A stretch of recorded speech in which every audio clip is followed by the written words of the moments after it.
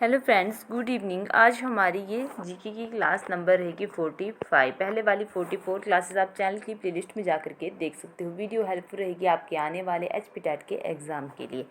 इस सीरीज़ में हम एचपी टेट के पुराने पेपरों में आए जीके पार्ट को डिस्कस कर रहे हैं। अलग अलग स्ट्रीम के पुराने पेपर रहेंगे, जैसे कि टेट आर्ट्स हो गया, JBT, Shastri, medical, non medical, LT etcetera. इस सीरीज़ में 1000 के करीब क्वेश्चन जो है वो डिस्कस किए जाएंगे। आप हमारे चैनल से physics, chemistry, maths, GK, psycho की क्लासेस जो हैं अपने आने वाले टैट के लिए देख सकते हो। तो आपने अब यहाँ पे क्लिक करना है। यहाँ पे क्लिक करके पहुँच जाओगे आप प्लेलिस्ट में। ये रहेगी प्लेलिस्ट, यहाँ पे क्लिक करना, सारी की सारी वीडियोज़ आपके सामने ओपन हो जाएंगी। तो ये वाली वीडियोज़ हेल्पफुल रहेंगी एचपी टेट मेडिकल वालों के लिए। जितनी भी क्लासेस हैं, इन क्लासेस में एचपी टेट के पुराने पेपरों में आए बायोलॉजी पार्ट को डिस्कस किया गया है। तो ये पुराने पेपरों के ऊपर सीरीज़ रहेगी। वैसे ही साइको की सीरीज़ रहेगी पुराने पेपरों के ऊपर। अलग अलग स्ट्रीम के ये सारे पेपर रहेंगे यहाँ पे। वैसे ही ये जीके क्लासेस रहेंगी, पुराने पेपरों के ऊपर ही हैं ये भी। और यहाँ पे आपको पुराने पेपरों में आए हुए क्वेश्चन और जितने भी अदर कॉम्पिटिटिव एग्ज़ाम्स में क्वेश्चन आते हैं वो भी साथ में यहाँ पे डिस्कस किए गए हैं। और दूसरा, जो क्वेश्चन आगे पेपरों में आने की संभावना रहती है वो भी सब कुछ आपको इस सीरीज़ में बताया गया है। जो डेली क्लास लगाते होंगे उनको तो आइडिया होगा। बाकी ये 40 क्लासेस जो है वो मैथ्स की रहेंगी, जहाँ पे एचपी टेट नॉन मेडिकल वालों के लिए मैथ्स का लगभग सिलेबस यहाँ पे करवा दिया गया है। तो यहाँ पे आप देख लेना इन क्लासेस को। और मैक्सिमम टॉपिक जो हैं वो जेबीटी वालों के भी यहाँ पे मैथ्स के करवाए गए हैं, क्योंकि कुछ टॉपिक्स जो हैं वो कॉमन हैं नॉन मेडिकल वालों के लिए भी और जेबीटी वालों के लिए भी। तो वो कॉमन टॉपिक यहाँ पे करवा दिए हैं, तो जो कि जेबीटी वालों के लिए बहुत ज़्यादा हेल्पफुल रहेंगे और नॉन मेडिकल वालों के लिए भी। ये 2018 से लेकर 2021 तक जितने भी मेडिकल के 6 पेपर हुए हैं उनका जीके पार्ट एक साथ डाल दिया गया है। तो आप इन क्लासेस को देख सकते हो। ये देखिए 2017 से लेकर 2021 तक 240 क्वेश्चन रहेंगे टोटली। केमिस्ट्री जो है वो नॉन मेडिकल वालों की यहाँ पे डाली गई हैं। इसी प्रकार आपको फिजिक्स, जीके, साइको की वीडियोज़ जो है यहाँ पे मिल जाएगी सारी एक साथ। 8-10 पेपर रहेंगे 2017 से लेकर 2021 तक, जो कि मैंने एक ही वीडियो में कलेक्ट करके डाल दी हैं, ताकि बच्चों को आइडिया हो जाए कि पुराने पेपरों में किस प्रकार के क्वेश्चन आते हैं। ये फिजिक्स की क्लासेस रहेंगी।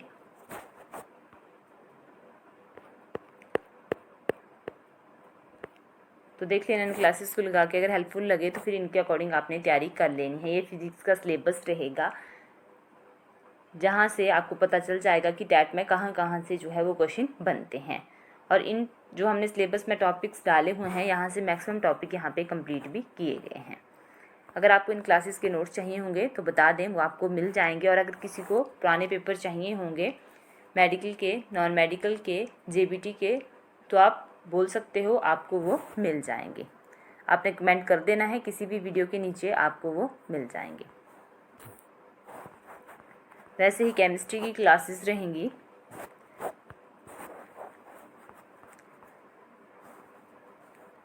मैथ्स का सिलेबस आपको मैथ्स पार्ट में मिल जाएगा, वहाँ पे मैथ।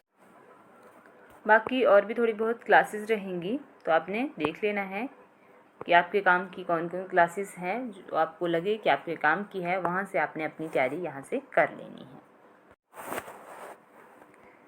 राज्यसभा का पदेन अध्यक्ष कौन होता है? ऑप्शन में है राष्ट्रपति, उपराष्ट्रपति, प्रधानमंत्री या राज्यसभा का उपसभापति। सही आंसर रहेगा बी, उपराष्ट्रपति। ये वाला क्वेश्चन जो है वो मैक्सिमम टाइम पेपरों में पूछा जाता है। मेरा काम है आपको बताना, बाकी जब मैं ऐसा बोलूँ तो उस क्वेश्चन को जरूर याद रखा करो। राज्यसभा के सदस्य के लिए न्यूनतम आयु सीमा कितनी है? मिनिमम एज पूछी गई है, वो सही आंसर रहेगा बी, 30 ईयर। राज्यसभा का जो है वो अपर हाउस कहा जाता है और लोकसभा जो है वो निम्न सदन होती है। राज्यसभा को स्थायी सदन भी कहा जाता है। परमानेंट हाउस है ये। पेपर में क्वेश्चन बन जाता है कि राज्यसभा जो है वो कैसा है सदन है, नीचे ऑप्शन में दिया होगा, तो आपने वहाँ पे स्थायी सदन, परमानेंट हाउस टिक करके आना है। एक राज्यसभा के सदस्य का कार्यकाल जो है वो 6 ईयर होता है। बाकी इसके बारे में मैंने आपको एक्स्ट्रा पुरानी वीडियोज़ में बताया हुआ है। नेक्स्ट रहेगा, महान संगीतज्ञ तानसेन किसके दरबार में रहते थे? सही आंसर रहेगा डी, अकबर। यहाँ से एक फेमस क्वेश्चन और बनता है कि पानीपत का द्वितीय युद्ध जो है वो किस किस के बीच में हुआ था? पहले तो पानीपत का द्वितीय युद्ध जो है वो 1556 में हुआ था। ये युद्ध जो है अकबर तथा हेमू के बीच में हुआ था, तो इसको भी जरूर याद रखना है। एक पानीपत का प्रथम युद्ध भी पूछा जाता है, तो पानीपत का प्रथम युद्ध जो है वो हुआ था 1526 में। ये युद्ध जो है वो बाबर तथा इब्राहिम लोदी के बीच में हुआ था। इस युद्ध में जो है वो इब्राहिम लोदी की मृत्यु हो गई थी।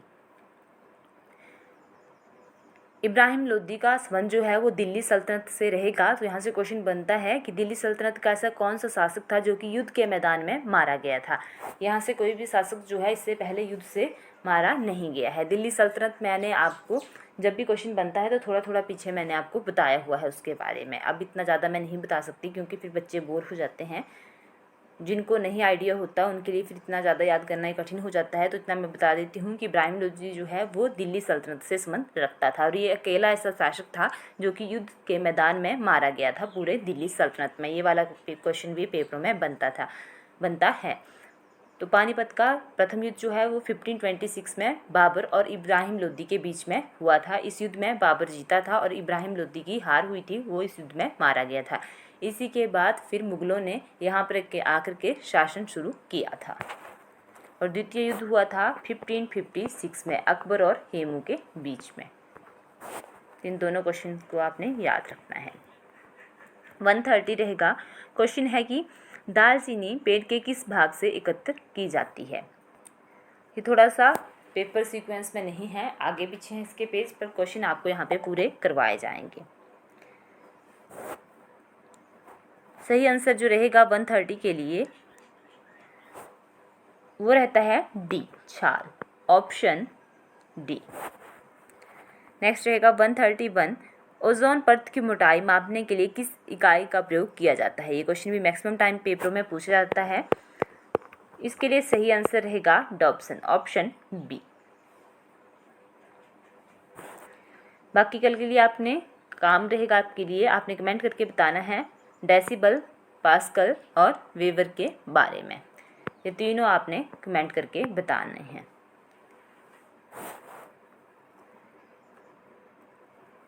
कि ये किसके यूनिट है। नेक्स्ट रहेगा 132, निम्नलिखित में से कौन सी गैस पृथ्वी की सतह को गर्म रखने के लिए आवश्यक है? ऑप्शन है ऑक्सीजन, ओजोन, कार्बन डाइऑक्साइड या फिर उपरोक्त में से कोई नहीं। सही आंसर इसके लिए जो रहेगा वो रहेगा सी, कार्बन डाइऑक्साइड। ये क्वेश्चन आपको पहले से ही आता होगा। नेक्स्ट रहेगा 133, विश्व ओलंपिक दिवस हर साल कब मनाया जाता है? ऑप्शन में है 23 जून, नेक्स्ट रहेगा 2 जून, उसके बाद है 22 जुलाई और उसके बाद है 1 मई। सही आंसर जो रहेगा 133 के लिए वो रहेगा ए, 23 जून को। मैंने कई बार आपको बोला हुआ है कि ये जो डेज वाले टॉपिक है इसको अपने आने वाले टैट के लिए ज़रूर तैयार कर लेना, क्योंकि यहाँ से क्वेश्चन पेपर में बन ही जाते हैं। 22 मार्च को होता है जल दिवस और 22 अप्रैल को होता है 22 मार्च जल दिवस और 22 अप्रैल पृथ्वी दिवस। ये दोनों ही क्वेश्चन टैट में कई बार पूछे गए क्वेश्चन। हर बच्चे 22 मार्च और 22 अप्रैल में ही कंफ्यूज रहते हैं। 22 मार्च होता है जल दिवस और 22 अप्रैल को होता है पृथ्वी दिवस। 5 जून को होता है पर्यावरण दिवस। 11 जुलाई को होता है जनसंख्या दिवस। 29 अगस्त को होता है खेल दिवस।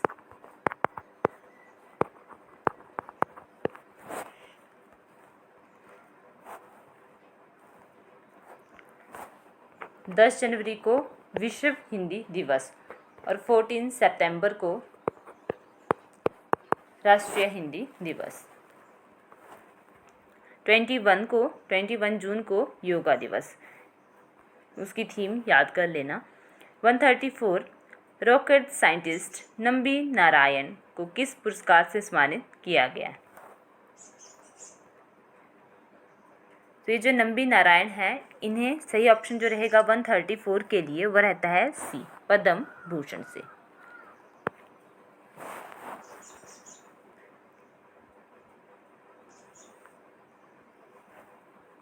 वन 135 भारत में राष्ट्रपति का चुनाव किस अनुच्छेद के तहत होता है? ऑप्शन में है अनुच्छेद 55, अनुच्छेद 72, अनुच्छेद 58 और उपरोक्त में से कोई नहीं। 135 के लिए सही ऑप्शन जो रहेगा वो रहेगा ए, अनुच्छेद 55, आर्टिकल 55। नेक्स्ट क्वेश्चन है कि भारत के संविधान में मूल रूप से कितने अनुच्छेद हैं? ऑप्शन में है 395, 397, 403 एंड 410। सही आंसर रहेगा 142 के लिए ए, 395। 143 पंचायती राज सर्वप्रथम किस राज्य में लागू किया गया था? सबसे पहले ये सही आंसर जिसके लिए रहेगा 143 के लिए वो रहता है डी, राजस्थान में। पंचायती राज स्टार्ट किया गया है 2 अक्टूबर 1959 को।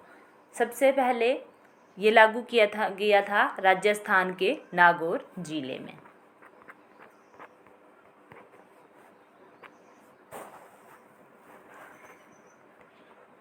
नेक्स्ट क्वेश्चन है 145 भोजरी उत्सव हिमाचल प्रदेश में किस जगह पर मनाया जाता है? सही आंसर रहेगा इसके लिए 144 के लिए सी, भोजरी उत्सव रहेगा चंबा का।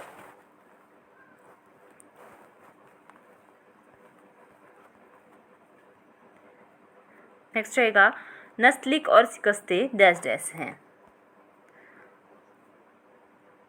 सही आंसर जो 148 के लिए रहेगा डी, लिखावट की शैली।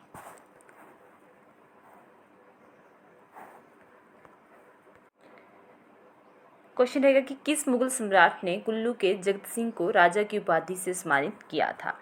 149 के लिए करेक्ट आंसर जो रहेगा वो रहेगा सी, औरंगजेब। थोड़ा सा मैं आपको जगत सिंह के बारे में बताती हूँ। जगत सिंह कुल्लू रियासत का सबसे शक्तिशाली राजा था। जगत सिंह के समय में ही रघुनाथ जी की मूर्ति जो है वो अयोध्या लाई जाती है। इस मूर्ति को जगत सिंह ने दामोदर दास से अयोध्या से कुल्लू मंगवाया था। टैट में ये पहले क्वेश्चन आ चुका है कि रघुनाथ जी की मूर्ति को अयोध्या से कौन लेकर के आया था? तो वो लेकर के आए हैं दामोदर दास। अगर शासन पूछा जाए कि उसमें किसका शासन था या किसके शासन काल में या फिर किसने रघुनाथ जी की मूर्ति को अयोध्या मंगवाया था, तो वो मंगवाया था उस टाइम राजा थे राजा जगत सिंह। इन क्वेश्चंस को याद रखना क्योंकि टैट में ये पहले क्वेश्चन आ चुका है और मैंने आपको पहले इसी सीरीज में वो क्वेश्चन बताया हुआ है।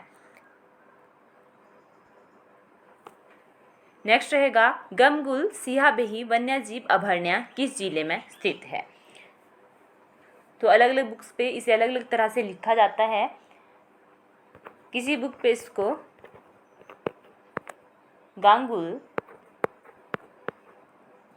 सियालबेही लिखा गया है। तो दोनों एक ही हैं, तो इसमें कंफ्यूज ना होना। अगर आपको पेपरों में कुछ मिलता जुलता सा दिखे तो समझ लेना कि थोड़ा बुक्स में आगे पीछे हो सकता है, पेपर में थोड़ा आगे पीछे लिखा हुआ है, बाकी ये है एक ही। अब देखिए इन दोनों को देख के पूरा आइडिया लग रहा है कि जिसने ये लिखा है ये इसी के बारे में लिखा हुआ है, गांगुल सियालबेही। तो कंफ्यूज पेपरों में इसी चीज़ पे ना होते रहना, क्योंकि थोड़ा एक बुक्स पे ऐसी चीज़ों को कुछ लिखा गया है और दूसरी बुक्स पे थोड़े से शब्द जो है वो चेंज होते हैं। अब बुक्स पे से गांगुल सियालबेही लिखा हुआ है और यहाँ पे लिखा हुआ है गमगुल सियाबेही, तो थोड़ा सा डिफरेंस तो है, पर पढ़ के पता चल रहा है कि दोनों एक ही हैं। तो सही आंसर जो रहेगा 150 के लिए वो रहता है चंबा, ऑप्शन ए। ये जो गमगुल सियाबेली है ये एक वन्यजीव अभयारण्य है जो कि लिखा हुआ है चंबा में और भी वन्य जीव अभयारण्य हैं, जिसमें रहता है काला टोप खजियार। काला टोप खजियार, इसको तो आप खजियार से ही याद रख सकते हो सीधा, काला टोप खजियार पूरा है, मैं यहाँ पे सिर्फ क ही लिख रही हूँ खजियार का। एक ये हो गई, तो आपने काला टोप खजियार को सीधा खजियार से याद रख लेना, क्योंकि आपको पता है कि खजियार है चंबा में। एक रहेगा कुंगती, एक रहेगा सेचुतुआन नाला, सेचुतुआन नाला। उसके बाद है तुंदा, तुंदा या फिर इसे किसी किसी बुक में तुंडा भी लिखा गया है। अब देखिए मिलते जुलते हैं दोनों, तो इतनी सी मिस्टेक जो है वो हर जगह पे मिस्टेक भी क्या बोल सकते हैं, किसी बुक पे इसे तुंडा भी लिखा होगा और किसी बुक पे इसे तुंदा लिखा होगा। फिर अब एग्जामिनर को वो जो डालेगा वो सही ही डालेगा, जो कि एग्जैक्ट स्थान रहेगा या जो एग्जैक्ट नेम रहेगा, तो वो मिलते जुलते ही होते हैं। तो आपने इन्हें याद रखना, जो भी आपको वहाँ पे मिलता जुलता जैसा लगे वो समझ लेना कि वही उन्होंने लिखा हुआ है। बाकी हिमाचल प्रदेश में जो है वो 5 राष्ट्रीय उद्यान हैं और बाकी 32 जो है वो वन्य जीव अभयारण्य हैं। टोटल हो गए ये 32 वन्य जीव अभयारण्य और 5 हो गए राष्ट्रीय उद्यान। अगर टोटल देखा जाए तो ये हो गए 37, परंतु इनमें से 5 वन्य जीव अभयारण्य है, 32 वन्य जीव अभयारण्य है और 5 जो है ये राष्ट्रीय उद्यान हैं। राष्ट्रीय उद्यानों में रहते हैं ग्रेट हिमालयन राष्ट्रीय उद्यान, खीर गंगा, इंदर किला, ये तीनों हैं कुल्लू में। पिन वैली राष्ट्रीय उद्यान ये है लाहौल स्पीति में, और एक है सिम्बलबाड़ा, ये रहेगा सिरमौर में। फिर से सुन लीजिए, कुल्लू के टोटल 5 हैं। सबसे पहले मैं कुल्लू के बता रही हूँ। कुल्लू में रहेंगे ग्रेट हिमालयन राष्ट्रीय उद्यान, खीर गंगा और इंदर किला, ये 3 हैं कुल्लू में। पिन वैली राष्ट्रीय उद्यान ये रहेगा लाहौल स्पीति में, और बच जाता है, हो गए टोटल 4, अब बच जाता है एक जो कि रहेगा सिम्बलबाड़ा। सिम्बलबाड़ा को जो है वो शमशेर जंग के नाम से भी शेर राष्ट्रीय उद्यान के नाम से भी जाना जाता है, और ये राष्ट्रीय उद्यान है सिरमौर में। बाकी 32 वन्यजीव अभयारण्य हैं, जिसमें से सबसे बड़ा और सबसे छोटा पेपरों में पूछा जाता है। अगर मैं सबसे बड़े की बात करूं तो सबसे बड़ा जो वन्यजीव अभयारण्य है उसका नाम रहता है किब्बर। किब्बर जो है वो सबसे बड़ा वन्यजीव अभयारण्य है। किब्बर है डिस्ट्रिक्ट लाहौल स्पीति में। और अगर आपसे सबसे छोटा पूछा जाए कि कौन सा है, तो वो रहेगा शिली। ये है डिस्ट्रिक्ट सोलन में, और इसका क्षेत्रफल रहेगा 2 वर्ग किलोमीटर। और ये जो किब्बर था ये है सबसे बड़ा है ये लाहौल स्पीति में, और इसका अगर क्षेत्रफल पूछा जाए तो ये रहेगा 2220 वर्ग किलोमीटर। तो इतना आपने अब इनको याद कर लेना है। बाकी मैं पीछे आपको अकबर का एक क्वेश्चन आया था, वहाँ पे बता रही थी, तो मेरे को आपको एक चीज़ बताने से रह गई थी, वो थे अकबर के नवरत्न, क्योंकि यहाँ से भी पेपर में क्वेश्चन बनता है। तो नवरत्न जो अकबर के रहेंगे उनके नाम रहेंगे बिरबल, तानसेन, मान सिंह, टोडरमल, अबुल फजल, फैजी, अब्दुल रहीम, खाने खाना, मुल्ला दो प्याजा, रहेगा हुकाम। तो इनको आपने याद रखना है। टोडरमल से मैक्सिमम टाइम क्वेश्चन बनता है। तो टोडरमल जो था ये अकबर के दरबार में भूमि तथा राजस्व सुधारक था। तो टोडरमल से मैक्सिमम टाइम पेपरों में क्वेश्चन बनते हैं। और बिरबल से क्वेश्चन आता है कि इसका असली नाम क्या था। तो बिरबल का असली नाम था महेश दास।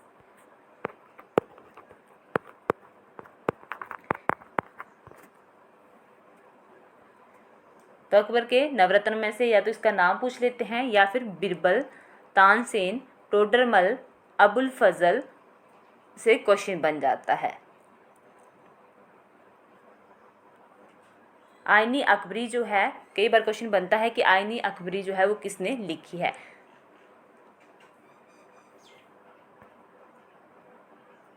तो वो रहेगी अबुल फजल की। वीडियो अच्छी लगे वीडियो को लाइक करें, शेयर करें और चैनल को सब्सक्राइब करना ना भूलें। Thank you.